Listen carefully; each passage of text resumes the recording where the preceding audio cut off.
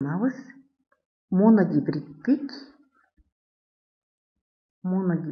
аргындаштыруу.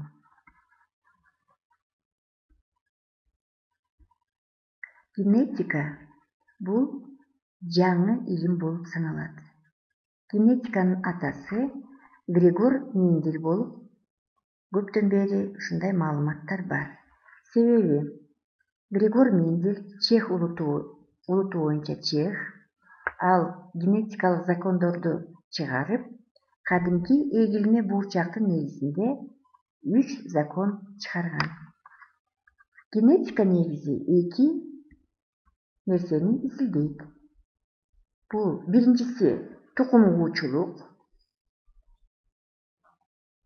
экинчиси болсо карама каршы процессти карайт. Бул экинчиси тукум куучулуктан кийин экинчиси өзгөргүчтүк процесси. Эки нерсени бир убакта изилдеп, бул эң кызыктуу, мурдагыдай айтып кеткендей, жаш илим болуп саналат. Закондорду кадимкидей эле эгилме бурчактын негизинде чыгарган. Бирок бул закондор адамга дагы, өсүмдүктөргө дагы тиешелүү закон болуп саналат. Эмне үчүн буурчактын негизинде чыгарылган деген суроого биз жооп табалы. Себеби эгилме буурчак өзү менен өзү чаңдашат. Түсү боюнча сары жана жашыл болот. Андан тышкары бул формасы боюнча быдырылуу жана жылмакай болот.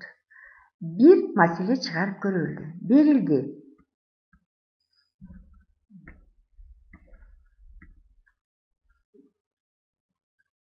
Сары бурчактар бул доминанттуу болуп саналат.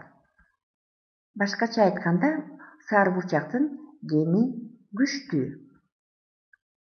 Өзүңүз деле 1 килограмм буурчак алып туруп санап чыксаңар, көбүнчөсү сары болот. Жашыл түс болсо, бул алсыз, же болбосо илимий тил менен айтканда, рецессивдүү ген болуп саналат. Экөөнү аргындаштырып көрсө, кандай буурчактар пайда болот экен деп Григор Мендель санап практика негизинде санап чыккан. F1-де биринчи жылы кандай гана урожай чогултат экен, же болбосо түшүм чогултат экен, ал өзү чыгарып көргөн. Кадимкидей эле физика, математика, геометрияда эле ушундай задача чыгарылат. Биринчи П деген бул аргындаштыруу дейт. Кадимкидей эле алып алып эле генди, аталык ген жана энелик жашыл буурчактын генин бири-бирине көбөйтүп чыгабыз. F1 деген бул балдары. Кандай болот экен, муну карап чыгалы. Кадимкидей эле математика жол менен чоң Аны кичинекей Ага көбөйтөбүз. Дагы эле чоң Аны экинчи кичинекей Ага көбөйтөбүз. Эми бул генди буга көбөйтөбүз. Чоң А, кичинекей А. Акыркы бул чоң Аны кичинекей Ага көбөйтсөк. Баары бир түстөгү буурчактар пайда болду. Суроо пайда болот, кандай буурчактар деп. Баары деген сары түстөгү буурчактар болот. Суроо пайда болот, жашыл буурчактар кайда кетти деп. Ал маселени чыгарыш үчүн биз дагы бир маселе чыгарып көрөлү. Муну жоон жазып коелу. 100% сары буурчактар. Сары түстөгү буурчактар. Эми мындай маселе чыгарып көрөлү. Экинчиси берилди. Ушул эле муреки F1-де алынган буурчактарды бири-бири менен аргындаштырып көрөлү. Баары сары болгондон кийин мындай чоң А, кичинекей А сары буурчак. Чоң А, кичинекей А бул дагы сары буурчак. Биринчи маселеде бирөө жашыл, бирөө сары болчу.